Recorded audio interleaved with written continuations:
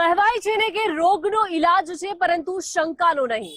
કચ્છમાં એક મિત્રને મોતને ઘાટ ઉતારી દીધો છે। શું બન્યું હતું મિત્રો વચ્ચે જોઈશું કચ્છથી આવેલા આ ક્રાઇમ રિપોર્ટમાં।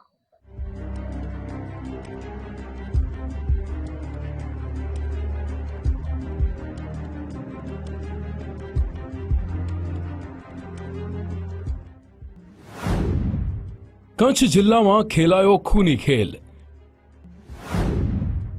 બહેન સાથે પ્રેમ સંબંધની હતી ભાઈને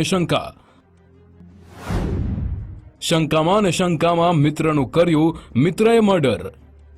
ચકચારી આ ઘટના બની છે કચ્છ જિલ્લાના રાપર તાલુકાના ત્રંબો ગામે। પિતરાઈ ભાઈ સાથે રાપર જવા નીકળેલા યુવકને અધવચ્ચે જ પોતાના મિત્રએ બહેન સાથે પ્રેમ સંબંધ હોવાની શંકા રાખીને પાઇપો મારતા મિત્રનું ઘટના સ્થળે જ મોત નીપજ્યું છે।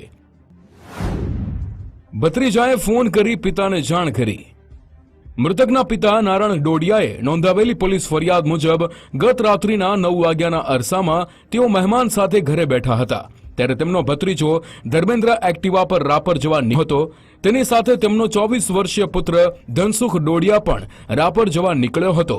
જેના થોડા સમય બાદ ભત્રીજાનો ફોન આવ્યો હતો કે ધનસુખને ગામના ભરત કેશાભાઈ કોળીએ પાઇપ વડે માર મારી ફરાર થઈ ગયો છે।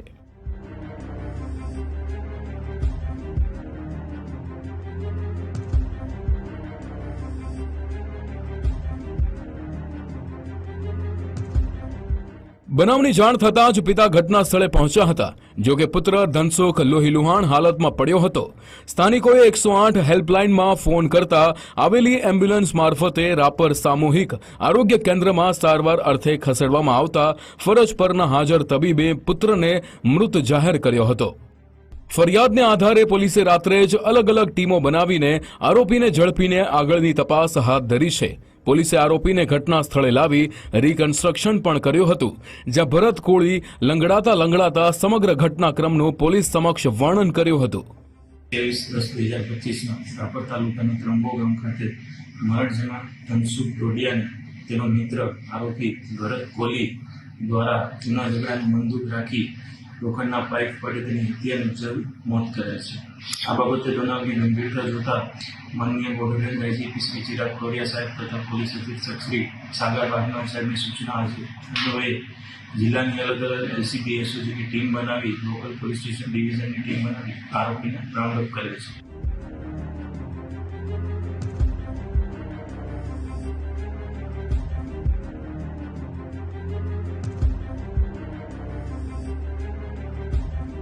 હાલ આ કેસમાં પોલીસે આરોપીની ધરપકડ કરી કાયદેસરની કાર્યવાહી કરી છે। જો કે જે પરિવારે યુવાન દીકરો ગુમાવ્યો છે તે ઘરમાં માતમનો મંજર બીજી તરફ છવાયો છે। કૌશિક છાયા, ગુજરાત ફર્સ્ટ, કચ્છ।